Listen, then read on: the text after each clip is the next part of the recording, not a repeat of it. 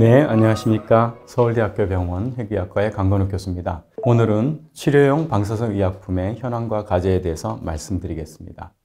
핵의학이라 그러면 이제 진단을 할 수도 있고 치료도 할 수 있는데요. 그 중에서 특히 치료를 할 수 있는 방사선 의약품은 알파선과 베타선을 내는 방사선 동위원소를 사용합니다. 알파선은 보통 이제 헬륨의 핵에 해당하는 정도의 큰 사이즈고요. 베타선은 전자에 해당합니다. 보통 전자는 어떤 특정 표적에 닿아 있으면 그 주변에 한 수미리 정도에 날아가서 그 안에 있는 종양을 죽입니다. 그런데 알파선은 수백에서 150 마이크론 정도밖에 가지는 않아요. 그러니까 아주 표적에 있는 주변만 죽이죠. 그것이 알파선은 입자가 굉장히 크기 때문에 파괴력이 굉장히 강합니다. 그래서 잘못해서 정상 조직에 가게 되면 정상 조직도 파괴를 할 수가 있죠. 그래서 아주 표적 능력이 좋은 어떤 펩타이드라든지 항체라든지 이런 거에 이제 잘 붙여야지만 부작용이 적고 효과가 나타나게 됩니다. 이 그림이 라디오 리간드 세라피라 그래서 하나의 최근에 이제 많이 각광을 받는 방사능 미사일 치료에 해당하는 것인데요. 방사능 물질에 해당하는 그 치료용 방사선 동위원소 그리고 표적을 찾아가는 미사일에 해당하는 리간드. 그 리간드는 우리 몸을 떠돌다가 특정 리셉터, 수용체에 이렇게 붙게 되죠. 그것이 이제 특히 전립선이라든지 아니면 신경내부 종양이라든지 이런 요즘에는 그런 것에 특정 수용체의 표적으로 하는 펩타이드들이 개발돼서 거기를 이용하는 것들이 라디오 리간드 세라피라고 할 수 있습니다. 잠깐 동영상을 보시고 지나가겠습니다. 네, 안녕하세요. 저는 핵의학과의 강건욱 교수입니다. 요즘 핵의학 쪽에서 뜨고 있는 방사선 미사일 치료에 대해서 말씀을 드리겠습니다.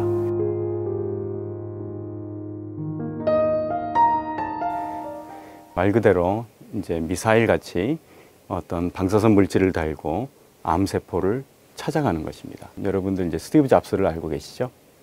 스티브 잡스는 췌장암이 걸렸다고 알고 있지만 실제로는 췌장에서 발현되는 좀 희귀암인 신경내부비 종양에 걸렸죠. 신경내부비 종양은 소마토스태틴 수용체라는 것이 이제 많이 발현이 됩니다. 거기에는 이제 표적을 하고 있는 물질이 이미 개발되어 있었습니다. 거기에다가 방사선 동위원소, 즉 방사선을 내는 물질을 붙였더니 이것이 결국은 신경내부비 종양이라는 암을 찾아가고 거기서 이제 방사선이 암을 죽이는 것이 이 원리라고 할 수 있겠습니다. 또 하나는 이제 요즘에 분자영상 정밀 치료라 이렇게 이제 또 표현을 하는데요. 일종의 방사선 미사일 요법의 또 다른 말이기도 합니다. 항암 치료를 한다. 그러면 CT 촬영이나 MR 촬영을 하고 암이 있으면 항암 치료한 다음에 보통 한 3개월 정도 있다가 다시 CT나 MRI를 촬영을 한 뒤에 우리가 암이 치료가 됐구나. 안타깝게도 암이 별로 이 약엔 잘 안 듣는구나. 이렇게 이제 해서 또 약을 바꾸게 되는데요. 저희 방사선 미사일 치료는 치료 전에 그 미사일에 해당하는 부분에 진단용 또 방사선 동위원소를 붙입니다. 그러면 이게 바로 영상을 미리 얻어볼 수가 있는 것이죠. 즉 미사일이 진단을 하는 미사일을 먼저 주는 겁니다. 예, 국내에서는 이제 이런 것을 개발하기 위해서 과기부에서 이제 투자를 했는데요. 방사선 기술 개발 사업이라는 것이 2010년에서 2015년까지 있었습니다. 독일에서는 거의 한 20년 이상 치료를 했던 거였고요. 그래서 난치성 신경미 뇌문 종양 환자의 루테슘 177, 요게 이제 동위원소고요. 도타테이트가 요거를 이제 찾아가는 펩타이드 이제 미사일에 해당하는 것인데 그 연구를 하기 위해서 이제 임상 시험까지 계획을 다 잡았습니다. 그런데 문제는 이런 과정에서 임상 시험을 처음 이제 국내에서는 해보다 보니까 방사선 의약품에 대해서 할 수 있는 것이 상당히 까다로웠습니다. 특히 이제 보통 일반적으로 의약품을 개발할 때 비임상이라 그래서 동물에서 먼저 독성 검사를 하게 되는데요.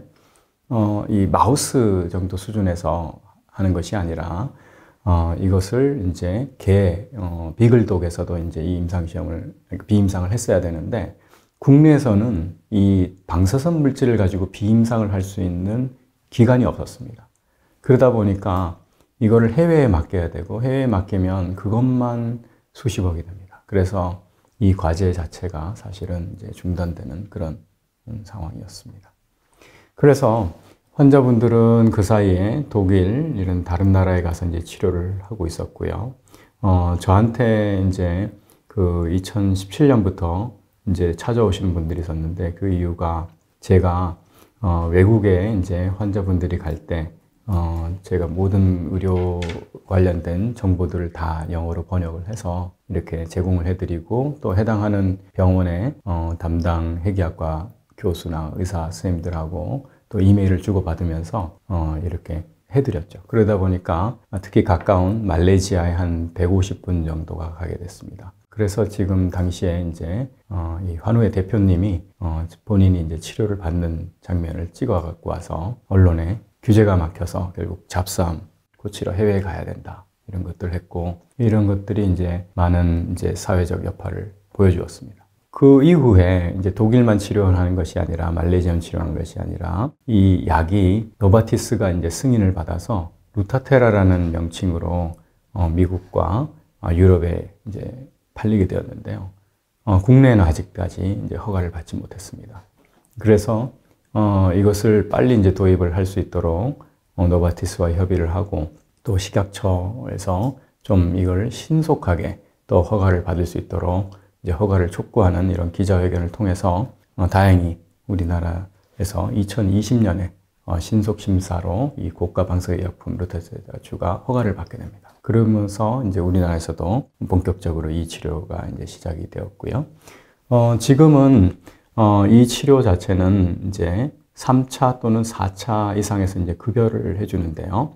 그 이유는 기존에 이미 이제 수술을 하기 어려운 전이가 되었거나 굉장히 진행이 된 이런 신경계 내부 위종양에서는 기존 치료제들이 있습니다. 기존 치료제들이 란레오타이드, 여기 있는 에버롤리무스, 수니티닙 이런 약들을 쓰고 난 뒤에도 더 이상 효과가 없고 진행이 될 경우에서는 이제 급여를 해주고 있고 그보다도 이제 더 먼저 사실 이 치료는 저희도 경험상 해보면 많이 커지기 전에 치료를 하면 상당히 완치에 가까운 정도 수준까지도 이제 치료가 됩니다. 그래서 그런 경우에는 이제 급여는 안 되고 이제 비급여로 이제 치료를 하게 됩니다.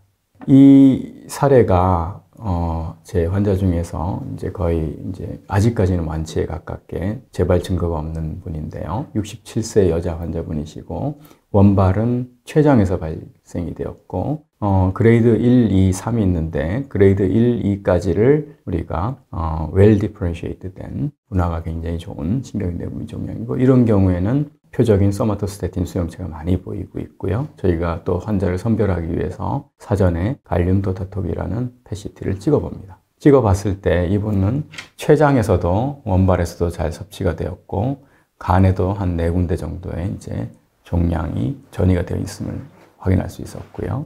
이분은 루타세라 이 치료를 8주 간격으로 4번. 현재 이게 표준 치료 방법인데 4번을 치료했더니 마지막 치료에서는 원발암은 줄어들었고 전이암은 아예 보이질 않습니다. 그래서 다른 CT나 이런 것도 팔로우했을 때 종양이 사라져서 이분은 완치의 가능성이 있기 때문에 저희 외과에서 이 췌장 종양 원발암을 제거하는 수술을 받았습니다.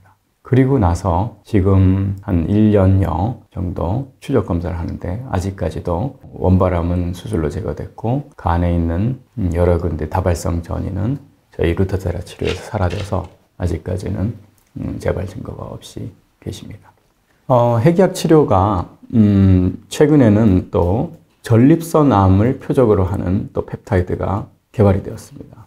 역시 독일에서는 한 10년 이상 그것들을 사용해 왔고 그것이 또 역시 노바티스가 출시를 해왔습니다. 그런데 국내에서는 이제 아직 도입 단계, 아직 국내 식약처는 아직은 도입이 되지 않아서 치료가 되지 않습니다만 다행히 우리나라에서는 2군데에서 퓨처캠하고 셀비온하고 임상시험을 하고 있는데 그 중에 하나는 저희 서울대학교 핵의학과 지금은 은퇴하셨지만 정재민 교수님이 이제 서울대 약대를 나오셔서 직접 저희 핵의학과 안에서 자체적으로 개발한 PSMA, Prostate Specific Membrane Antigen이라 그래서 전립선암의 아주 특이하게 표면에, 암 표면에 과발현되어 있는 항원입니다. PSA라고 여러분들 잘 아시는 것은 Prosthetic Specific Antigen.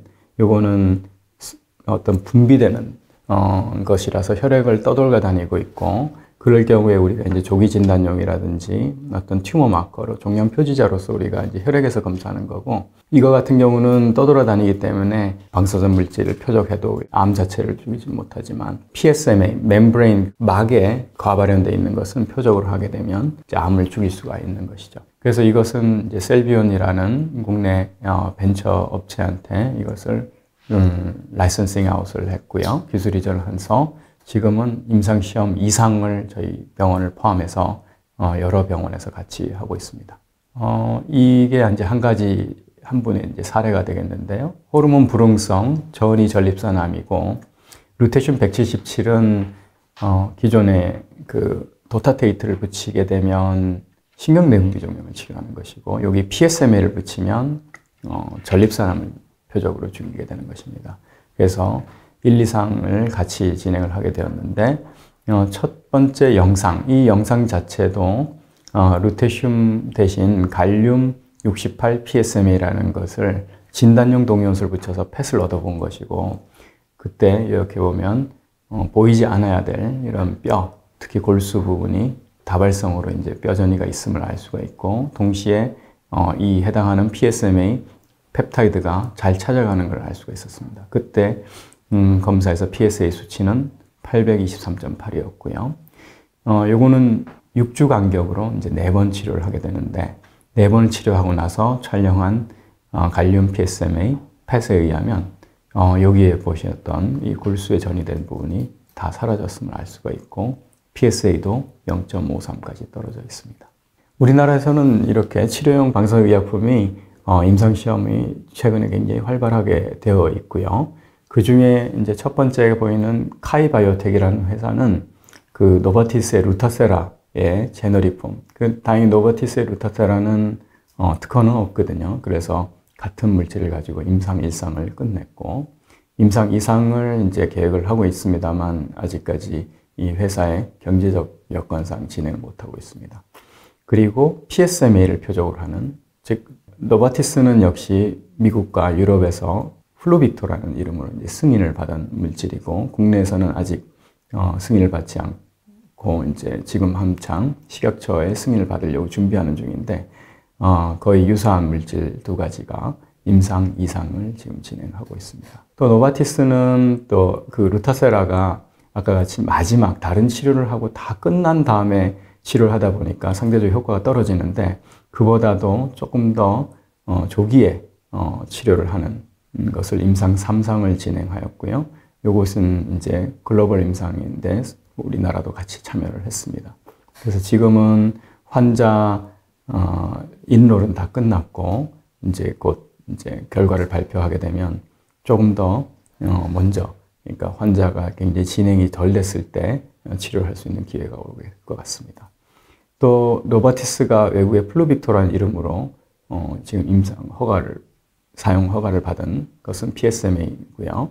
이것도 우리나라를 포함해서 글로벌 임상을 하고 있는데, 그 대상은 지금은 그 호르몬 불응성 환자들만 대상으로 하는데, 호르몬에 여전히 센시티브한 환자들도 전이가 되니까요. 그 환자들 대상으로 하는 임상을 했고, 여기에도 이제 환자의 그 인롤은 다 끝났습니다. 그래서 이것도 이제 결과가 나오면 조금 더 조기에 전이된 환자들을 치료할 수 있는 그런 상황이 되지 않을까 싶습니다.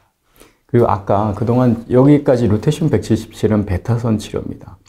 알파선 치료가 훨씬 더 강력할 것이라고 우리가 생각해서 지금 그 대표적인 방사성 물질이 액티늄 225인데요. 이 액티늄 225가 또 글로벌 임상을 하고 있고요. 똑같은 도타테이트라는 표적, 이건 소마토스테틴 수용체 표적이기 때문에 신경내부의 종양을 표적을 하고 있죠. 근데 기존의 루테슘에 비하면 훨씬 더 파괴력이 큰 그런 것을 그 레이즈바이오라는 미국 벤처 회사가 임상시험을 글로벌하게 했고, 또 우리나라도 같이 참여를 하고 있습니다. 참여를 하는 도중에 그 BMS가 이 회사를 5조 원을 주고 삽니다. 그래서 지금 뭐 글로벌하게 이런 벤처 회사들이 저희 핵의학 치료제를 많이 개발을 하고 있는데 지금 여러 군데가 지금 다 노바티스, BMS 아니면 일라이릴리 이런 데 지금 수조 원대 지금 팔리고 있는 그런 상황이고요. 또 원자력 병원에서는 이 액티늄이라는 것이 국내에서 그동안 치료를 할 수가 없었는데 이 독일에서 주로 많이 치료했고 인도에서 치료했고 그런데 이걸 국내에서 치료를 하고자 이 연구자 임상을 식약처에 허가를 받고 승인을 받아서 지금 요거를 치료를 시작했습니다. PSMA는 전립선암 대상으로 하는 알파 치료, 도타테이트는 요 레이즈 바이오 거랑 똑같은 제품입니다. 역시 이게 특허가 없기 때문에 원자력병원에서도 할 수가 있습니다. 그런데 가장 큰 문제는 액티늄 225는 전 세계적으로 이 동위원소 공급 자체가 지금은 굉장히 안 좋아서 레이즈 바이오의 지금 임상 시험도 자꾸 연기가 되고 있습니다. 현재 이 액티늄 225를 생산할 수 있는 곳이 미국 그 오크리치에 있는 그 일본 히로시마 나가사키 핵무기를 제조했던 그 원자로에서 하나가 생산이 되고요. 독일의 칼스루에 있는 조인트 리서치 센터에서 하나가 생산되고 그 다음에 러시아에서 생산이 되는데 지금 현재 러시아에서 생산되는 것이 우크라이나 전쟁 이후로 공급이 막히면서 전 세계적으로 이제 품귀 현상이 이제 일어났습니다. 여기 이제 방금 말씀드렸던 41억 불, 즉 5조의 레이즈 바이오를 BMS가 이제 인수를 했고요. 이 물질을 보면 아주 단순하죠. 그러니까 똑같은 루타세라 지금 허가를 받은 요건 노바티스 건데 요거 특허가 없으니까 거기에다가 요 베타선 치료제인 루테슘 177을 액티늄이라는 알파선 치료제를 바꾼 겁니다.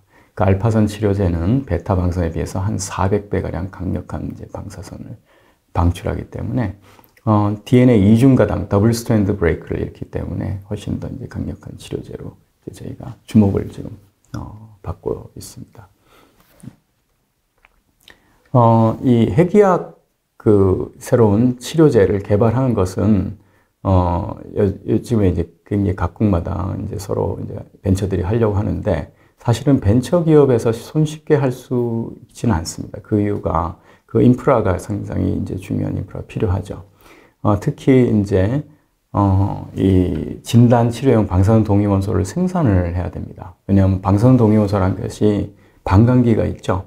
특히 진단용 같으면 굉장히 반감기가 짧고 보통은 뭐 짧은 건 한 10분에서 긴 거는 한 수시간 정도 갑니다. 그러니까 치료용 같은 경우는 보통 그보다는 좀 길게 저희가 두기 때문에 한 일주일에서 한 열흘 정도 가는 방사선 동위원소를 이용하는데 역시 이거는 전 세계적 글로벌 공급망이 필요하고요. 거기에 이제 우리나라도 뛰어들었습니다. 그래서 기장군에 가면 그 현재 한참 건설 중에 있는데 과학기부가 투자를 해서 한 7,800을 투자했죠. 방사선 동위원소 생산용 원자로가 지금 지어지고 있고 2027년에는 여기서 생산한 것을 국내 수요뿐만 아니라 해외 수출도 이제 가능할 것으로 봅니다. 아까 얘기했듯이 뭐 독일이라든지 미국 같은 데서 일부 이제 생산하고 있는 것을 이제 우리나라에서는 대량 생산을 하게 되겠고요. 또 하나가 이 신약을 개발하는 과정에서는 또 동물 실험이라든지 이런 비임상 실험을 해야 됩니다. 역시 과기부가 한 1,000억 정도를 투자를 해서 원자력 병원 안에 국가 아라이 신약센터를 2019년에 세웠고 그동안은 이 방사의약품을 표지해서 실험을 할 수 있는 것은 대학에 있는 일부 시설만 가능했지 이렇게 전문적으로 독성 검사를 해주는 우리나라는 이제 바이오톡스텍이라는 여러 개, 뭐 코어스템 캐몬이라는 여러 개 이제 독성 검사를 해주는 그런 회사들이 많은데 방사선 의약품을 붙이고 나면 여러 가지 뭐 방사선 안전관리나 여러 가지 비용도 많이 들고 시설도 특별하게 갖춰야 되기 때문에 수익성이 맞지 않아서 이런 걸 아예 만들지는 않았거든요. 그래서 정부가 이렇게 많이 들여서 GLP로 이제 독성 검사를 해줄 수 있는 지금 시설이 완공되어 있고요. 그러니까 벤처 회사는 여기다 이제 맡기면 되는 거고요.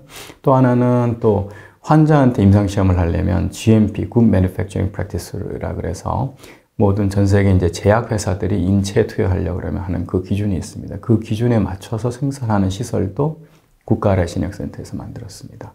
그래서 지금은 이제 여러 회사들이 비임상과 임상 시험을 할 수 있게 된 것이죠.